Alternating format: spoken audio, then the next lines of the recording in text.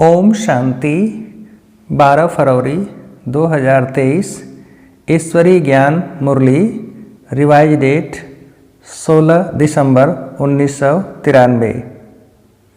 Headline: सच्चे स्नेही बन एक बाप द्वारा सर्व संबंधों का साकार में अनुभव करो। आज विश्व स्नेही बाप दादा अपने अति स्नेही और सदा बाप के साथी व सहयोगी आत्माओं को देख रहे हैं। चारों ओर की सर्व ब्राह्मण आत्माएं स्नेही अवश्य हैं। स्नेह ने ब्राह्मण जीवन में परिवर्तन किया है। फिर भी स्नेही 3 प्रकार के हैं। एक हैं स्नेह करने वाले, दूसरे हैं स्नेह निभाने वाले और तीसरे हैं स्नेह में समाये हुए। समाना अर्थात समान बनना। स्नेह करने वाले कभी स्नेह करते हैं, लेकिन करते करते कभी स्नेह टूट जाता है, कभी स्नेह जुट जाता है। इसलिए समय प्रति समय स्नेह जोड़ने में पुरुषार्थ करना पड़ता है, क्योंकि बाप के साथ साथ और कहाँ भी स्नेह, चाहे व्यक्ति से, चाहे प्रकृति के साधनों से, कहाँ भी संकल्प मात्र भी स्नेह जुटा हुआ है तो बाप से स्नेह करने वालों की लिस्ट में आ जाते हैं। स्नेह की निशानी है बिना कोई मेहनत के स्नेही के तरफ स्नेह स्वतः ही जाता है। स्नेह करने वाली आत्मा का हर समय, हर स्थिति, हर परिस्थिति में आधार अनुभव होता है। अगर साधनों से स्नेह है तो उस समय बाप से भी ज़्यादा साधन का आधार अथवा अर्थात सहारा अनुभव होता है। उस समय उस आत्मा के संकल्प में बाप का स्नेह याद भी आता है। सोचते भी हैं बाप का स्नेह श्रेष्ठ है, लेकिन यह साधन व व्यक्ति का आधार भी आवश्यक है। इसलिए दोनों तरफ स्नेह अधूरा हो जाता है और बार बार स्नेह जोड़ना पड़ता है। एक बल, एक भरोसा के बजाय दूसरा भी भरोसा साथ साथ आवश्यक लगता है। इसलिए बाप के स्नेह द्वारा जो सर्व प्राप्ति का अनुभव हो, उसके बजाय दूसरे सहारे द्वारा अल्पकाल की प्राप्ति अपने तरफ आकर्षित कर लेती है। इतना आकर्षित करती है जो उसी को ही आवश्यक समझने लगते हैं। लगाव नहीं समझते, लेकिन सहारा समझते हैं। इसको कहा जाता है स्नेह करने वाले। दूसरे हैं स्नेह निभाने वाले। स्नेह करने के साथ साथ निभाने की भी शक्ति है। निभाना अर्थात स्नेह का रिस्पॉन्स देना, रिटर्न देना। स्नेह का रिटर्न है जो स्नेही बाप बच्चों से श्रेष्ठ आशाएं रखते हैं, वो सर्व आशाएं प्रैक्टिकल में पूर्ण करना। तो निभाने वाले बहुत करके प्रैक्टिकल में करके दिखाते हैं, लेकिन सदा बाप समान अर्थात समाये हुए वो अनुभूति कभी होती है, कभी नहीं होती। फिर भी निभाने वाले समीप हैं, लेकिन समान नहीं हैं। निभाने वालों को निभाने के रिटर्न में पदम गुना हिम्मत और उमंग उत्साह की मदद विशेष बाप द्वारा मिलती रहती है।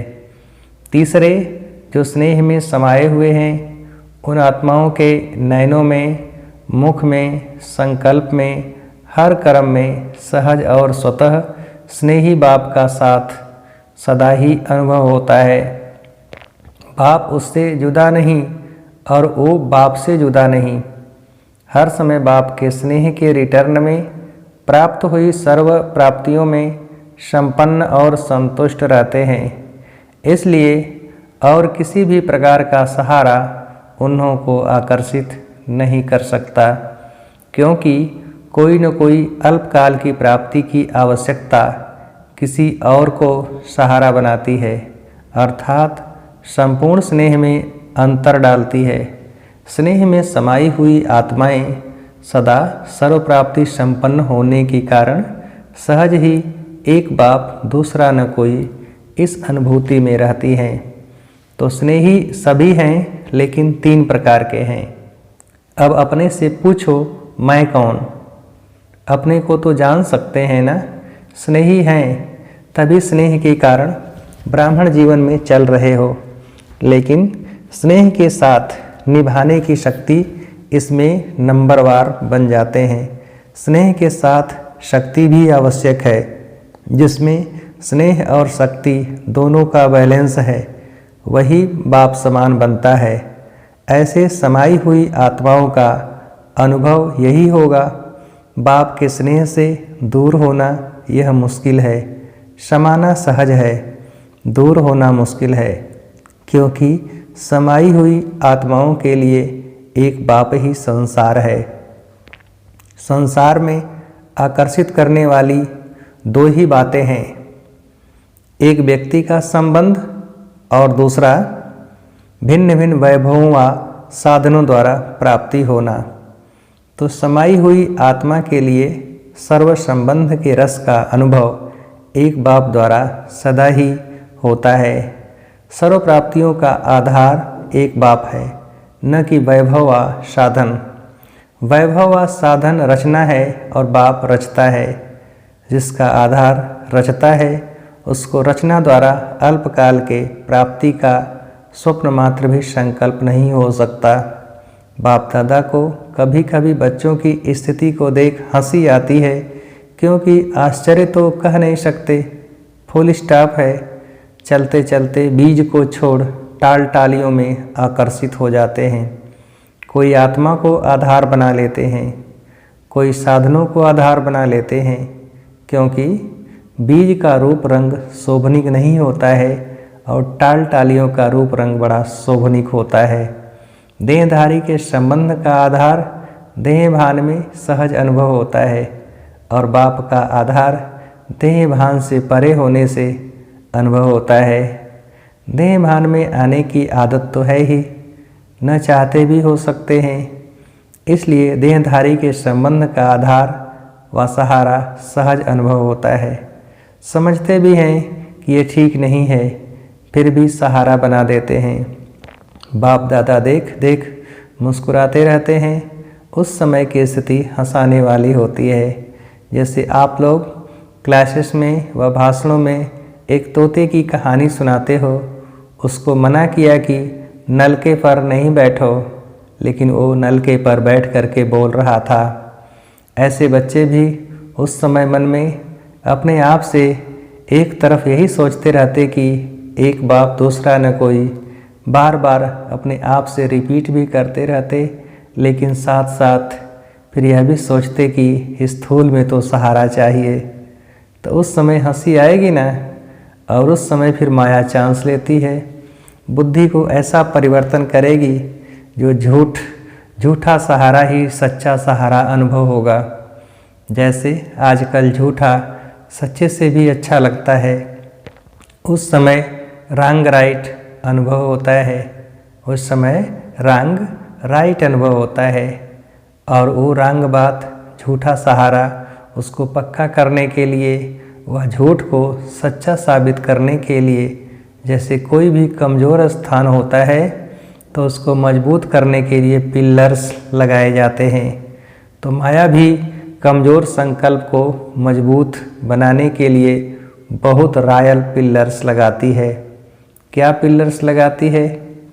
माया यही संकल्प देती है कि ऐसा तो होता ही है, कई बड़े बड़े भी ऐसे ही करते हैं, ऐसे ही चलते हैं, या कहते अभी तो पुरुषार्थी ही हैं, संपूर्ण तो हुए नहीं हैं, तो ज़रूर अभी कोई न कोई कमी रहेगी ही, आगे चल संपूर्ण बन जाएंगे। ऐसे ऐसे व्यर्थ संकल्प रूपी पिलर्स कमजोरी को मजबूत कर देते हैं। तो ऐसे पिलर का आधार नहीं लेना। समय आने पर यह आर्टिफिशियल पिलर धोखा दे देते हैं। सर्व संबंधों का सहारा एक बाप सदा रहे, यह अनुभव कम करते हो। इस सर्व संबंधों के अनुभव को बढ़ाओ। सर्व संबंधों की अनुभूति कम होने के कारण कहीं न कहीं अल्पकाल का संबंध जुट जाता है। स्थूल जीवन में भी स्थूल रूप का सहारा व हर परिस्थिति में स्थूल रूप का सहयोग देने वाला सहारा बाप है। यह अनुभव और बढ़ाओ। ऐसे नहीं कि बाप तो है ही सूक्ष्म में सहयोग देने वाला, निराकार है, आकार है, साकार तो है नहीं, लेकिन हर संबंध को साकार रूप में अनुभव कर सकते हो, साकार स्वरूप में साथ का अनुभव कर सकते हो। इस अनुभूति को गहराई से समझो और स्वयं को इसमें मजबूत करो, तो व्यक्ति वैभव व साधन अपनी तरफ आकर्षित नहीं करेंगे। साधनों को निमित्त मात्र कार्य में लाना व साक्षी हो सेवा प्रति कार्य में लगाना, ऐसी अनुभूति को बढ़ाओ। सहारा नहीं बनाओ, निमित्त मात्र हो। इसको कहा जाता है स्नेह में समाई हुई समान आत्मा। तो अपने से सोचना कि मैं कौन, समझा? अच्छा, सदा स्नेह में समाये हुए समान आत्माओं को, सदा एक बाप से सर्व संबंध का अनुभव करने वाली आत्माओं को, सदा एक बाप को आधार मूर्त सच्चा सहारा अनुभव करने वाली आत्माओं को, सदा सर्व प्राप्ति रचता बाप द्वारा अनुभव करने वाली आत्माओं को, सदा सहज स्वतः एक बल एक भरोसा अनुभव करने वाली सच्ची स्नेही आत्माओं को बाप दादा का याद प्यार और नमस्ते। हम रूहानी बच्चों की रूहानी बाप को नमस्ते। दादियों से मुलाकात सदा समाये हुए हैं या याद करने की मेहनत करनी पड़ती है, सिवाय एक बाप के और कोई दिखाई नहीं देता। जब कहानियाँ सुनते हो तो हंसी आती है ना, कहानी जब तक चलती है तब तक समझ में नहीं आती, और जब कहानी समाप्त होती है तो सोचते हैं यह क्या हुआ, मैं थी या और कोई था, ऐसे भी सोचते हैं। क्योंकि उस समय परवश होते हैं ना, तो परवश को अपना होश नहीं होता है। जब अपना होश आता है तो फिर आगे बढ़ने का जोश भी आता है। अच्छा, संगठन बढ़ता जा रहा है और बढ़ता ही रहेगा, और आप निमित्त आत्माएं यह सब खेल देख हर्षित होते रहते हो। सभी चल रहे हैं, कोई चल रहा है, कोई उड़ रहा है, और आप लोग क्या करते हो? उड़ते उड़ते साथ में औरों को भी उड़ा रहे हो, क्योंकि रहम दिल बाप के रहम दिल आत्माएं बन गए। तो रहम आता है ना, घृणा नहीं आती, लेकिन रहम आता है, और यह रहम ही दिल के प्यार का काम करता है। अच्छा, जो भी चल रहा है अच्छे से अच्छा चल रहा है, अथक बन सेवा कर रहे हैं ना। निमित्त आत्माओं के अथकपन को देख, सब में उमंग आता है ना। अच्छा, अब अव्यक्त बाप दादा की पर्सनल मुलाकात। साधारणता को समाप्त कर विशेषता के संस्कार नेचुरल और नेचर बनाओ। अपने को सदा संगम युग के रूहानी मौजों में रहने वाले अनुभव करते हो। मौजों में रहते हो व कभी मौज में कभी मूझते भी हो, या सदा मौज में रहते हो? क्या हाल चाल है? कभी कोई ऐसी परिस्थिति आ जाए व ऐसी कोई परीक्षा आ जाए तो मूझते हो थोड़े टाइम के लिए, और उस समय थोड़े टाइम में अगर आपको काल आ जाए तो फिर क्या होगा? अकाले मृत्यु का तो समय है ना। तो थोड़ा समय भी अगर मौज के बजाय मूझते हैं और उस समय अंतिम घड़ी हो जाए तो अंतमति से गति क्या होगी? इसलिए सुनते रहते हो ना, सदा एवर रेडी। एवर रेडी का मतलब क्या है? क्या हर घड़ी ऐसे एवर रेडी हो? कोई भी समस्या संपूर्ण बनने में विघ्न रूप नहीं बने। अंत अच्छी तो भविष्य आदि भी अच्छा होता है। तो एवर रेडी का पाठ इसलिए पढ़ाया जा रहा है। ऐसे नहीं सोचो कि थोड़ा समय होता है, लेकिन थोड़ा समय भी एक सेकंड भी धोखा दे सकता है। वैसे सोचते हैं ज़्यादा टाइम नहीं चलता, ऐसा 2-4 मिनट चलता है, लेकिन एक सेकंड भी धोखा देने वाला हो सकता है। तो मिनट की तो बात ही नहीं सोचो, क्योंकि सबसे वैल्यूबल आत्माएं हो, अमूल्य हो। अमूल्य आत्माओं का कोई दुनिया वालों से मूल्य नहीं कर सकते। दुनिया वाले तो आप सबको साधारण समझेंगे, लेकिन आप साधारण नहीं हो, विशेष आत्माएं हो। विशेष आत्मा का अर्थ ही है जो भी कर्म करे, जो भी संकल्प करे, जो भी बोल बोले, वो हर बोल और हर संकल्प विशेष हैं, साधारण नहीं हो। समय भी साधारण रीति से नहीं जाए, हर सेकंड और हर संकल्प विशेष हो। इसको कहा जाता है विशेष आत्मा।